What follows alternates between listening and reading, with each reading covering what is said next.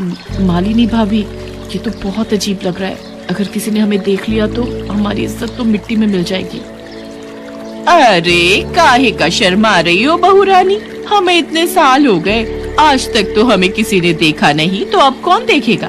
चौधरी साहब से सब डरते हैं, इसलिए नदी किनारे कोई मर्द नहीं आता, सिर्फ औरतें ही नहाती हैं। सुधा को बहुत अजीब महसूस हो रहा था, पर वो करती क्या।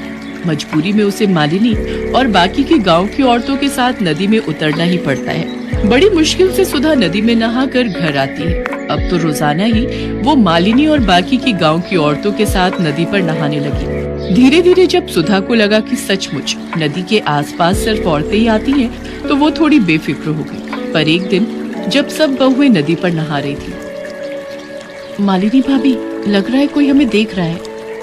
नहीं तो तुम्हारे मन का वहम है, लगता है तुम्हारा डर अभी तक नहीं गया है। चलो जल्दी से नहा लो, फिर घर चलते हैं। अगले दिन भी सुधा को ऐसा ही महसूस हुआ। मालिनी भाभी, मैं कह रही हूँ ना कि कोई है जो हमें देखता है। मुझे बार बार गलत महसूस नहीं हो सकता।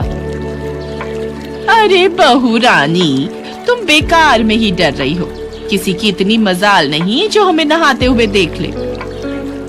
और ये सच था। गांव वालों की इतनी हिम्मत नहीं थी कि वो गांव की बहुओं को खुले में नहाते हुए देख ले। तो आखिर कौन था जो उन सबको खुले में नहाते हुए देख रहा था? अरे यार मगन, ये गांव तो बहुत बढ़िया है यार। तूने बिल्कुल सही जगह का पता लगाया बे।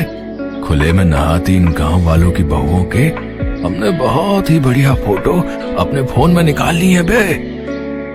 वही तो, मैंने बिल्कुल सही गांव का पता लगाया ना। अब इन फोटोओं का इस्तेमाल करने का सही समय आ गया बे। गांव के चौधरी की दोनों बहुएं भी उन औरतों के साथ ही नहाने आती हैं। चौधरी की बहुओं को ब्लैकमेल करके अच्छे खासे सोने के जेवर और रुपए ऐंठ लेंगी। और तू तो जानता ही है, ये गांव की भोली भाली बहुएं शर्म से किसी को कुछ नहीं बताएंगी।